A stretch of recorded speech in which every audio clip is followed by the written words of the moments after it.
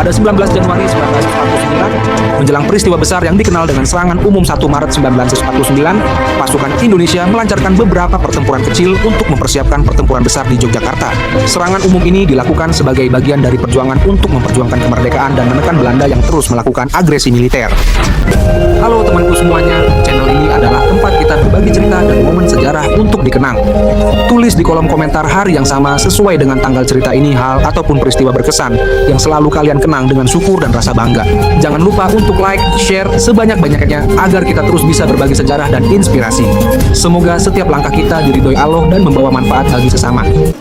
Peristiwa Serangan Umum 1 Maret 1949 merupakan salah satu peristiwa penting dalam sejarah perjuangan kemerdekaan Indonesia.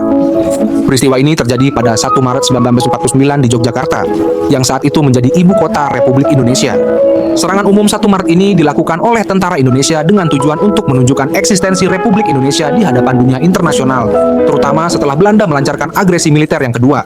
Agresi militer Belanda dua pada 19 Desember 1948. Setelah Belanda melakukan agresi militer pada 19 Desember 1948 yang menyebabkan ibu kota Yogyakarta jatuh ke tangan Belanda dan Presiden Soekarno serta Wakil Presiden Muhammad Hatta ditangkap, perjuangan Indonesia menjadi semakin sulit.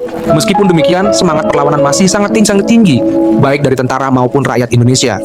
Dalam keadaan yang sangat sulit tersebut, Tentara Nasional Indonesia (TNI) tetap berusaha mempertahankan kedaulatan Republik Indonesia. Serangan umum 1 Maret 1949 dilancarkan oleh Divisi Siliwangi yang dipimpin oleh Mayor Jenderal Sudirman. Tujuan dari serangan ini adalah untuk menunjukkan kepada dunia internasional bahwa Republik Indonesia masih ada dan tidak pernah menyerah. Meskipun pasukan Indonesia sedang dalam kondisi terdesak, serangan ini bertujuan untuk mengalihkan perhatian Belanda dan memperkuat posisi Indonesia dalam perundingan internasional yang sedang berlangsung. Serangan ini dilakukan dengan menyerang pasukan Belanda yang berada di Yogyakarta, menguasai kota tersebut selama 6 jam. Sebelum akhirnya pasukan Indonesia harus mundur karena terbatasnya persediaan dan jumlah pasukan. Meskipun hanya berlangsung singkat, serangan umum 1 Maret 1949 memiliki dampak yang sangat besar. Keberhasilan TNI menguasai Yogyakarta selama beberapa jam tersebut menjadi simbol perlawanan Indonesia yang tidak pernah padam.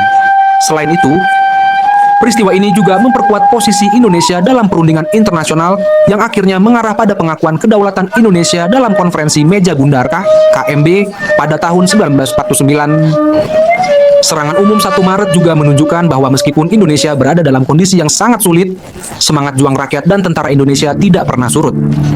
Peristiwa ini menjadi simbol keberanian dan tekad bangsa Indonesia untuk mempertahankan kemerdekaan. Sumber cerita: